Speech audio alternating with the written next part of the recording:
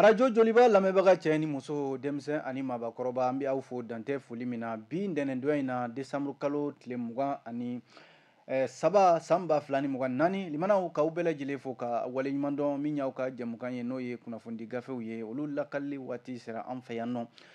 min bɛ ni laadala jɛmukan in kofɔ ale bɛ sigi aw ye don o don ka daminɛ dɔgɔkun daminɛ na fo ka se a laban ma o ye ntɛnɛn ka se juma ma limanaw min ye nin gafe ninnu ye a bɛ fasiri jamana kunnafonidila bɛɛ lajɛlen de ka wulikajɔ fɛ i b'a sɔrɔ gafe ninnu limanaw anw bɛ yaala k'a ɲini k'a fara ɲɔgɔn kan ka se ka jamanadenw k'olu kunnafoniya na o ye lakaleli ye bamanankan na o ye baara ye an bɛ min kɛ don o don an tɛna sɛgɛn o la an tɛna ɲinɛ o la o kumana nin waati in na arajo Joliba fiɲɛ siraw ka Bamako yan 105.0 minnu bɛ k'a lamɛn o kan an b'aw fo minnu fana bɛ k'an lamɛn Segu 100.8 n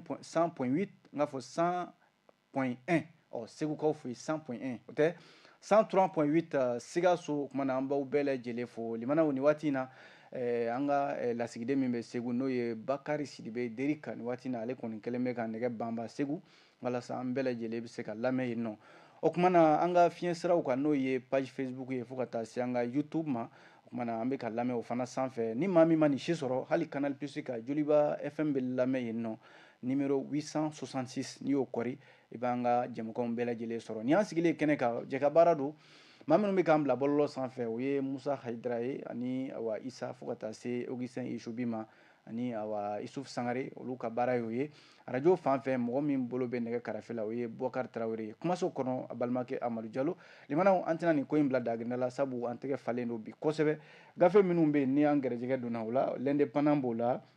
Nouvel Horizon ale bɛ yan le républicain ale bɛ yan nɔ limanaw min ye les échos ye ale fana b'an bolo kɔrɔ yan bi l'indicateur du renouveau ale bɛ yan min bɛ les soirs de Bamako ko fɔ awa ni fasidi sɛbɛn damadɔ an gɛrɛjɛgɛ donna ninnu na bi sɔgɔmada in na an bɛna ninnu lakale sisan aw ka faamuya kama o kuma na awa waati kɔni bɛ an nɔfɛ kosɛbɛ an b'a lajɛ ka an da don kunnafonidi sɛbɛnw kɔnɔ kuma la an b'a daminɛ ni min ye o ye l'indépendant ye limanaw fasidi sɛbɛn in ka bi daɲɛ fɔlɔ la awa a kumanen bɛ min kan bi o ko n'i y'a lajɛ limanaw min ye CEDEAO halisa ani AES jamanaw cɛ awa ji de bɛ da a ko sɛnɛ kan don o don yɔrɔ kosa in na min ye dɔgɔkun tɛmɛnen in na a kuma cayara kosɛbɛ n'i y'a lajɛ min bɛ CEDEAO ale kɛlen k'a fɔ ko k'a bɛ kalo 6 di AES jamana 3 ma ko kalo 6 dayɛlɛlen bɛ u ye u kana se ka bɔ CEDEAO jɛkulu kɔnɔna la n'i y'a lajɛ min ye Burkina Faso Mali ani Niger olu ko kalo 6 dira o ma limanaw a bɛ n'a fɔ nin kalo 6 ko kuma min fɔra nin ye CEDEAO fɛ AES jamanaw y'a jira k'a fɔ ko CEDEAO ye nin kuma fɔ a yɛrɛ ma nka a ma foyi sara olu la ka wuli ten k'a fɔ an bɛ kalo 6 di aw ma ko ni a ka d'aw ye a bɛ se ka segin ka na CEDEAO jɛkulu kɔnɔna la AES jamanaw ka fara ɲɔgɔn kan jɛkulu jamana ɲɛmɔgɔ ninnu u ko nin kɔni ye ko wɛrɛ de ye u ye min ta u yɛrɛ kelenna u ma sara maa la ko nin ye laɲini wɛrɛ de ye ka basigibaliya don AES jamanaw kɔnɔna la o de la AES jamana ɲɛmɔgɔw maa min b'a u ɲɛma bi n'o ye an yɛrɛ ka jamanakuntigi ye général d'armée Asimi Goïta ale kumana ka kununko kari décembre kalo in tile 22 ko CEDEAO ye jɛrɛ min kɛ n'o y'u ka sommet ye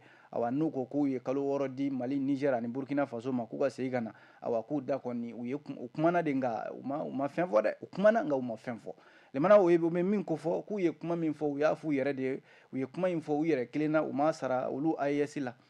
n'i ma ɲɛ k'a fɔ i b'a fɔ maa ye segin ka na n bɛ kalo 6 d'i ma o y'a sɔrɔ a sarali la AES jamanaw ko nin ma sara olu la wa Asimi Goïta yɛrɛ ka kuma la min lasera kununko Mali jabaraninsoba sanfɛ ko nin kɔni ye fɛɛrɛ wɛrɛ de ye tuguni ka se ka basigibaliya don AES jamana 3 in kɔnɔna la ko u jukɔrɔma dondonnen bɛ Faransi jamana de fɛ ani jamanakuntigi damadɔ minnu bɛ CEDEAO yɛrɛ jɛkulu kɔnɔna la wa ko n'i y'a lajɛ u ka jɛrɛ min kɛra CEDEAO ko don décembre kalo tile 15 san 2024 ni Abuja limanaw n'u ko k'u ye kalo 6 di Mali Burkina ani Niger ma olu y'a ye k'a fɔ nin kɔni ye kelenna ko de ye u ye min kɛ u yɛrɛ kelenna u ma sara olu la wa olu tɛna u yɛrɛ ye a kɔnɔna la limanaw n'i ye jateminɛ kɛ Asimi Goïta n'a nɔfɛ jamanakuntigi tɔw minnu bɛ AES kɔnɔ n'o ye Burkina Faso ani Niger ye ko bɛ min fɔ CEDEAO ye u ye kuma min fɔ u y'a fɔ u yɛrɛ de ye u y'a fɔ u yɛrɛ kelen na ko maa wɛrɛ b'u kɔfɛ nin ko in na min bɛ fɛ ka basigibaliya don walima k'u su ka kɛ ko wɛrɛ kan olu AES maaw tɛna jɛn ni min ye o de la sa olu fana bɛna fɛɛrɛ kuraw tigɛ AES ko k'ale bɛna fɛɛrɛ min tigɛ sa a yɛrɛ ka kɛlɛcɛw ko in tɛna kɛ i n'a fɔ ko Mali armée bɛ a ka kɛlɛ k'a yɛrɛ ye Niger bɛ kɛlɛ k'a yɛrɛ ye walima Burkina bɛ kɛlɛ k'a yɛrɛ ye ko u ka jamana kɛlɛkɛcɛw bɛɛ de bɛna fara ɲɔgɔn kan sisan ka wuli k'u jɔ ka labɛn kɛ ka CEDEAO jamanaw kunbɛn sabu olu ɲɛ bɛ min na nin ye CEDEAO fana bɛ labɛn kura de tigɛli la kalo wɔɔrɔ in dili t'a fɔ ko u ka segin ka na dɛ k'u bɛ ka fɛɛrɛ wɛrɛw de tigɛ ka se ka jamana saba in ka basigibaliya don a kɔnɔ indépendant de y'a fɔ limanaw ale AES ko kelen in na CEDEAO ko kelen in na yɔrɔ AES u ko kalo wɔɔrɔ dira u ma k'u ma jɛn n'a ye nka limanaw Burkina ni Mali ni Niger ka bɔli CEDEAO kɔnɔna la maa caman de bɛ k'i kanbɔ diɲɛ ɲɛfɛ minnu ma jɛn ni a ye a dɔ ye Levinia Adenea Mansa nin ye muso ye muso min ni ale bɛ gɛrɛ jɛkulu ɲɛma u ko min ma ko Réseau d'Afrique occidentale pour la consolidation bakurunba la u k'a ma ko WANEP muso min filɛ nin ye limanaw ale tun bɛ diɲɛ tɔnba ka jɛrɛ min n'o ye Conseil de sécurité ye min kɛra juma tɛmɛnen décembre kalo tile 20 o de kɛnɛ kan limanaw muso in y'a jira k'a fɔ ko AES ka bɔli CEDEAO la jamana saba in ka bɔ ka taa gɛrɛ jɛkulu wɛrɛ sigi u yɛrɛ ye limanaw ko fɛn de don ale kɔni ka jate la ko segin kɔ don n'i ye bɛɛ y'a lajɛ n'o ye démocratie ye ko segin kɔ dan yɛrɛ de don wa ko farati yɛrɛ de don ka se ka min ye baara ɲɔgɔnya jamanaw ni ɲɔgɔn cɛ sigidaw ni ɲɔgɔn cɛ kɛrɛnkɛrɛnnenya la farafinna tilebiyanfan jamanaw maa min fasiri kɛ Musa Sayon Kamara a y'a jira k'a fɔ ko halisa sama-samani kɔni limanaw o tɛ ka ban sabu ni kuma fɔra AES kungo ni CEDEAO kungo fɔra Conseil de sécurité ka jɛrɛ 9,825 min n'o kɛra juma tɛmɛnen in na limanaw min ye Conseil de sécurité ka maa min bɛ yen n'ale bɛ farafinna tilebiyanfan kuɲɛw kuma fɔ n'o ye Leonardo Santos Simao ale kɔfɛ ni muso in kɔni ale y'i da don a kuma la kosɛbɛ n'o ye Levinia Adenea Mansa ye a y'a jira k'a fɔ ko nin ye segin kɔ de ye ko AES ka bɔ CEDEAO la walima jamana wɛrɛw farafinna jamana wɛrɛw k'a fɔ k'u b'u sen bɔ CEDEAO gɛrɛjɛkulu la ale kɔni ka jate la ko segin kɔ don ko kuma in CEDEAO kun ye a kɛ ni kuma ɲɔgɔnya ye k'ale ka jate la o de kun ye ko in fura yɛrɛ ye sango CEDEAO ko k'a bɛ kalo 6 di AES jamanaw ma u ka segin ka na nka ale bolo o kɔni de ye fɛɛrɛ ye nka k'a fɔ de an bɛ bɔ a la pewu an tɛ segin yɛrɛ min ye nin muso in ye n'o ye Levinia Adenea Mansa ye a ko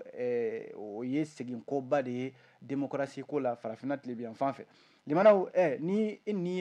jugu ye dɔ fɔ niw fana kun bɛ kɛnɛ kan yen n'o ye Rusiw ka lasigiden minnu kun bɛ yen olu ko min ye CEDEAO k'u kana AES jalaki nin ko in na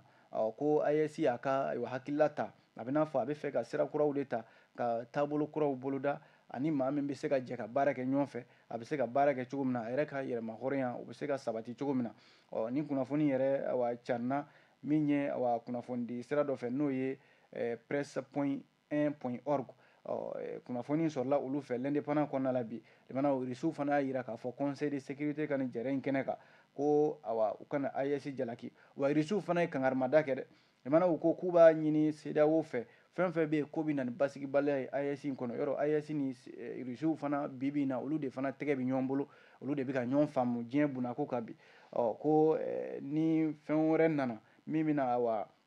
AES jamanaw b'o dabolo kan k'o ye sariya sɔsɔ ye sabu charte des nations unies o ye nations unies ka bɛnkan dɔ ye min b'a jira k'a fɔ jamana bɛɛ yamaruyalen bɛ i ka se ka i ni maa min bɛ baara kɛ ɲɔgɔn fɛ i yɛrɛ de yamaruyalen bɛ i ka o ɲini i yɛrɛ ye nka k'a fɔ de CEDEAO de nɔrɔ bɛ kɛlɛ AES la ko f'a ka segin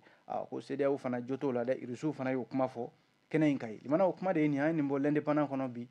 aw bonya b'a la.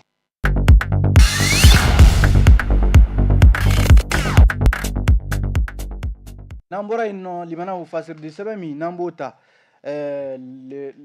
Nouvelle Horizon limanaw Nouvelle Horizon kumana a y'a jira k'a fɔ ko min bɛ tali kɛ lakanako la n'i y'a lajɛ limanaw ni waati laban ninnu na ayiwa mali lakanako kɔni halisa a bɛ sen na bamako yan limanaw a jirala k'a fɔ siran bɛ yen nɔ siran bɛ yen ka sababu kɛ an bɛ san laban na limanaw san laban ninnu mana se ka ban ayiwa i b'a sɔrɔ maaw jaw bɛ tigɛ ayiwa sabu maajuguw fana o y'olu ka wulikajɔ waatiw ye ko bamako yan a jirala k'a fɔ siganama dɔ ayiwa tɛgɛ kɛra ale la o kɛra senu base 101 la maa wɛrɛ bɛ yen ayiwa ale fana tɛgɛ tara k'a sɔrɔ nin min ye mɔrɔmafɛnw de tun b'ale bolo ɲamana ale garabali fanfɛlaw la limanaw dɔgɔkun laban in kɔni a kɛra wulikajɔba de ye bamako faaba la yan nɔ sabu a yala k'a fɔ ko min ye lakanako kuma ye o de b'a senkɔrɔ sabu a yala k'a fɔ ko senu base aérienne 101 la ko yen nɔ maa dɔ bɛ yen limanaw ale kɔni kun bɛ a kun sigilen bɛ min bɛ senu base 101 da de la limanaw ala ni finitigi minnu bɛ jɔda la n'o ye santinɛli ye o ka sɛgɛsɛgɛli de senfɛ limanaw cɛ kofɔlen ko tɛgɛ sera ka k'a la min ye base militaire 101 senukaw fɛ yen a jirala k'a fɔ ko maa kofɔlen tɛgɛ kɛlen a la ko batiri moto dɔ o yera a bolo min bɛ sɔrɔdasiw ka sabara n'o ye ranjarisi ye o 2 yera a bolo ayiwa badji dɔ n'o ye tɔgɔ bɛ sɛbɛn min kan o fana yera a bolo limanaw ka taa se min bɛ arajo ma arajo dɔ yera a bolo telefɔni kɔrɔkɔrɔba dɔ o fana yera a bolo ka taa se buteli dɔ limanaw ko ji dɔ b'o kɔnɔ hali n'a sɔrɔla o ji in suguya ma fɔ ani maaw ka hakɛ to yɛrɛ lakanafɛnw o fana yera a bolo limanaw n'i y'a lajɛ ko ani gafe dɔ fana yera a bolo o gafe in tɔgɔ de ko le plus grand voyage de nouveau testament o gafe fana yera a bolo limanaw n'i y'a lajɛ kunnafoniw sɔrɔla da garantilen min na o y'a yira k'a fɔ ko nin bɛ maa jatigɛ sabu banfula bilemantigi o mana maa min fa n'i ye tongun bilen i bɛ siran min ye septembre kalo tile 17 ye yɔrɔ nin ɲɔgɔnna bamanciya wale kɛra bamako yan nɔ gendarmerie min n'o ye an ka sɔrɔdasiw ka dagayɔrɔ min filɛ nin ye falajɛ ka taa se nin yɔrɔ kofɔlen ma n'o ye zone aéroportuaire fanfɛlaw ye nin ɲɔgɔnna bamanciya wale fana kɛra yen n'a fɔra k'a fɔ maa wɛrɛ yera o yɔrɔ kofɔlen ninnu na a bɛ maa jatigɛ dɛ yanni nin kunnafoni in ka di limanaw tile 2 kɔfɛ a jirala k'a fɔ ɲamana ko siganama dɔ fana yera yen siganama min ni marifa de yera ale bolo ale kɔni ta kun ye bengani yɛrɛ de ye sufɛla fɛ nɛgɛ kanɲɛ 22 a binna bagan feerela dɔ de kan limanaw a kun bɛ fɛ k'o ka wari minɛ a la warimugu caman de tun b'o fana bolo o kɛlen ko ka tile fɛrɛ kɛ k'a ban pewu ko nka ala ni maaw ka wulikajɔ sababu tɛgɛ ma se ka n'a fɔ a ma se ka dankari kɛ feerekɛla in na nka a taara n'a ka wari tilancɛ kɔni limanaw a sera ka feerekɛla in ko a y'a bana ni marifakisɛ ye nka a n'a ka wari fankelen a taara ni o fana ye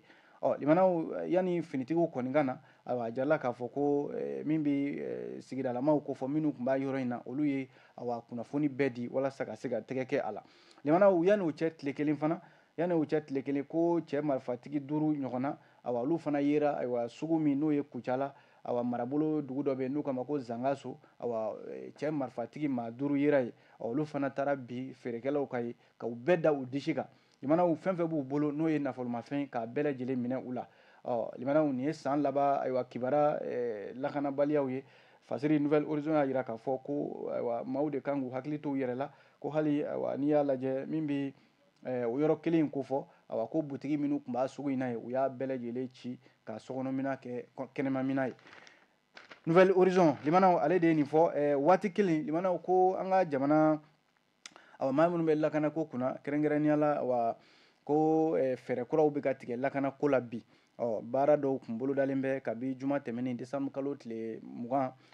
kulubakaw fɛ yen u ko min ma ko session min bolodalen bɛ ka se ka gafe dilan gafe min n'u k'a ma ko avant projet de la politique de la stratégie nationale de sécurité nationale limanaw tile 3 de kɛra baara la n'i y'a lajɛ finitigiw dɔrɔn tɛ lakana sabatibaw ye sabu hali jamanaden gansanw société civile maaw ka taa se min ye maa wɛrɛw ma bɛɛ lajɛlen da bɛ se ka don lakanako in na walasa jamanaden bɛɛ n'i bolofɛn ka se ka lakana baara ninnu dayɛlɛli la conseiller min n'o bɛ lakanako kunna général de division Yamusa Kamara ale y'a lase k'a fɔ ni kun ye min ye o ye k'a fɔ lakanako bɛ danga min na Mali kɔnɔ bi a ko bɛɛ man ka to finitigiw bolo jamanadenw fana n'u jɔyɔrɔ don sabu n'i y'a lajɛ an bɔra ka lakanako min fɔ sisan yɔrɔ nin ye dugu kɔnɔna ye o nka limanaw ni a fɔra k'e bɛ dɔ kalama la i sigara maa la a kun de ye société civile maaw ni awa polisiw n'a ɲɔgɔnnaw bɛɛ da ka don lakana ko in na awa maa mana sɔmi fɛn fɛn na i ka se ka jamana finitigiw lakana ni kibaruya cari-carila ɲɔgɔn na ɲɔgɔn tɛgɛ o cogoya la awa lakana ko fɛɛrɛ bɛ sɔrɔ a la o de la ko tile 3 baara fana kɛra kulubakaw fɛ yen Général Yamusa Kamara ale min bɛ conseiller la lakana ko kunna jamanakuntigi yɛrɛ kɛrɛfɛ a ko nin ye baara ɲumanba de ye wa ko nin gafe min filɛ nin limanaw nin bɛna don ba la walasa fɛɛrɛ kuraw minnu bɛ yen olu ka se ka tigɛ jamana ale lakana ko la kunnafoni filɛ limanaw an y'a bɔ Nouvelle Horizon kɔnɔ aw bonya b'a la.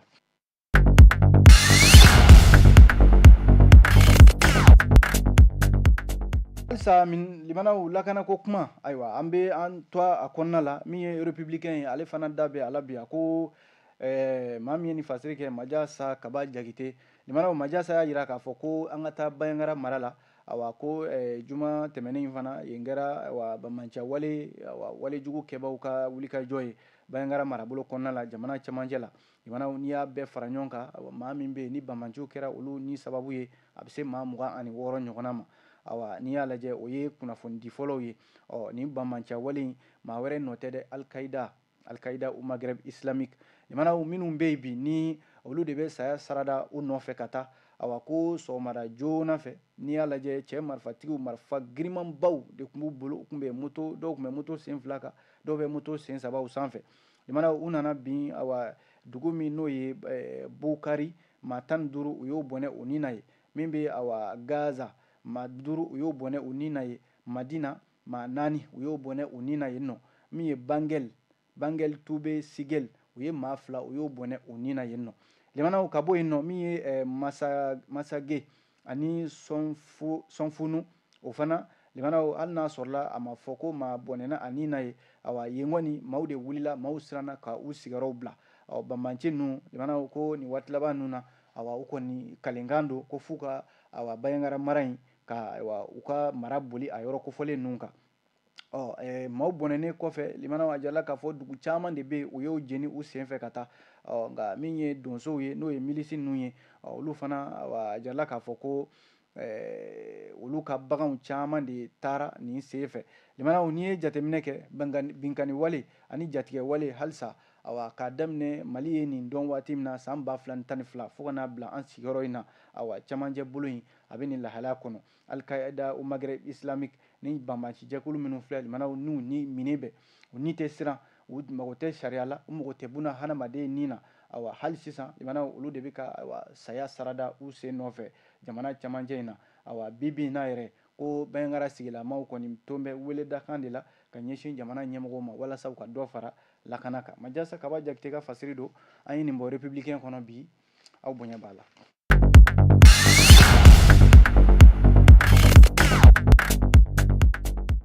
limanaw n'an bɔra yen nɔ fasiridi sɛbɛn min n'an b'o ta o ye awa les échos welewele limanaw min ye kalata ko kibaruyaw la awa walasa min ye jamana kalata sɛbɛn jamanadenw ka se ka bɔ o nu ma awa u ka se k'a dɔn min ye awa jɛrɛjɛkulu min sigilen bɛ ka se ka kalata baaraw labɛn an ka jamana kɔnɔ yan awa u k'a ma bakurunba la ko EGE autorité indépendante de gestion des élections ale ni minisiriso min bɛ mara cɛmabɔli kunna administration territoriale awa k'u bɛ ka jamanadenw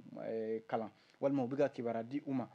ministre administration territoriale et de la décentralisation ale ni autorité indépendante de gestion des élections ko sibiri tɛmɛnen in na décembre kalo tile 21 awa u ye tile 1 ta jamanaw ka maaw ladɔnniya jamanadenw ka yir'u la k'a fɔ yɛlɛmani minnu donna awa an ka sɛbɛn in kɔnɔ n'o ye liste électorale ye ka se k'o ɲɛfɔ awa baara in kɛra awa ndolantan kɛnɛ min n'o ye Saba terrain ye commune 4 la Bamako yan nɔ awa a jarala k'a fɔ min bɛ Lasina Jara ale tun ye ministre d'administration territoriale ale ka lasigiden ye Nasira Madi Keita ale tun ye délégation spéciale mairie commune 4 ale tun b'o tɔgɔla ye jamana ka taa se min ye awa coordination des associations ONG féminines kafo awa olu bɛɛ lajɛlen tun bɛ a ko kɛnɛ kan limanaw laɲini ye mun ye ko ka jamanadenw k'a f'u ɲɛna k'a fɔ an ka jamana kalata sɛbɛn awa yɛlɛma minnu donna a kɔnɔna la ani awa maaw ka se ka wuli ka taa u tɔgɔ sɛbɛn kalata ko la sabu jamana bɛ ka labɛn min ye kalata ye don nataw la ka se ka o boloda kalata ninnu dun tɛ kalata wɛrɛw ye kalata ninnu ka se ka kɛ awa basigi ani tiɲɛ yɛrɛ kɔnɔna la o de la k'a fɔ ɲɔgɔn ka bɔ a la bɛɛ ka wuli bɛɛ ka taa i ka tɔgɔ sɛbɛn lajɛ i n'a fɔ Nasira Madi Keita b'a ɲɛfɔ cogo min na ale kɔni sinsan kan k'a fɔ ko ale ye awa min ye communicati ka délégation spéciale ka lasigiden ye a ko kɛnɛ kan kalata ko kuma kɔni mana fɔ olu mairies olu jɔyɔrɔba ka bon a ko la kosɛbɛ a bɛ min fɔ kɛrɛnkɛrɛnnenya sigida communicati sigida maaw ye k'a f'u ɲɛna halisa min ye u ka kalata sɛbɛnw ye u ka taa a lajɛ min Lasina Jara ye ale min bɛ ministre administration territoriale ka nɔnabila la ale y'a yira k'a fɔ nin baara in nafa min b'a la o de ka ca n'i taara lajɛ ni tɔgɔ sɛbɛnnen bɛ i n'i ka kalata yɔrɔ dɔn ani fana i kan ka kala ta yɔrɔ min na i n'o dɔn yanni kalata don cɛ walima fana ni tɔgɔ ma sɛbɛn fɛɛrɛw na ɲini joona yanni kalata don cɛ bamananw ko ten wulikajɔ wuli ka dɔn o ka fisa n sen ka di ye kunnafoni filɛ nin ye an ye nin bɔ les échos kɔnɔ bi aw bonya b'a la.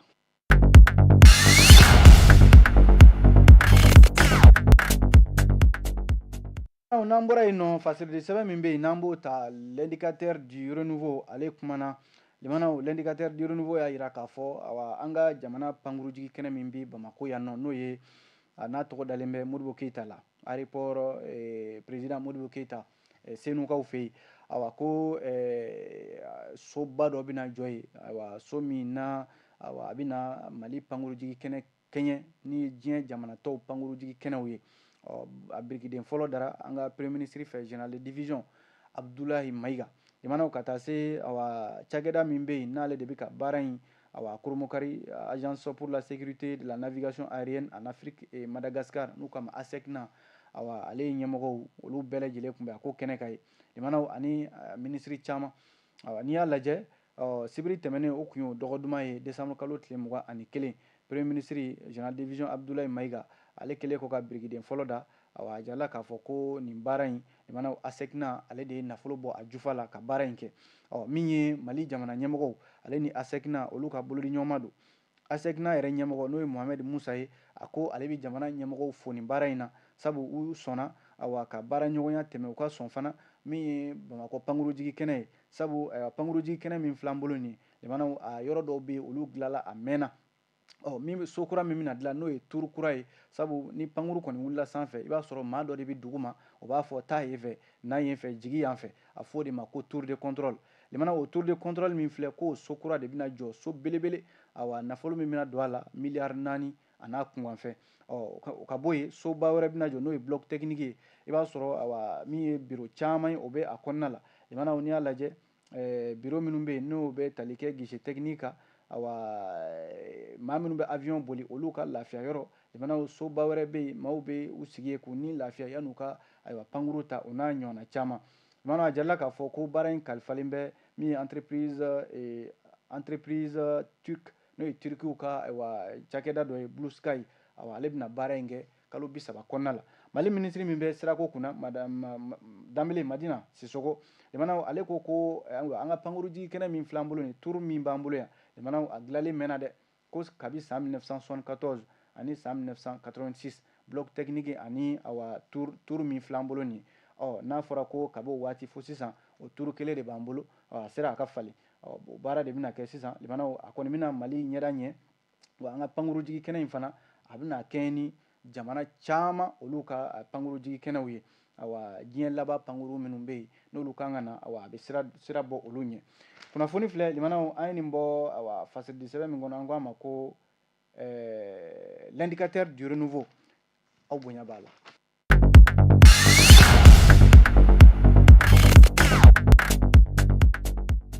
an b'a kuncɛ ni min ye soir de Bamako ale kumana limanaw soir de Bamako y'a yira k'a fɔ ko politique ko nasira la tɔn min b'an fɛ yan n'o ye Union pour la République et la démocratie bolodi ɲɔgɔnma n'o ye URD ka tɔn ye limanaw ala ma hinɛ Sumɛla Sise la ale ka politique tɔn don ko URD a ka jɛrɛ 5nan kɛ n'o ye ka 5e congrès ye o kɛra sibiri tɛmɛnen centre international de conférence de Bamako la limanaw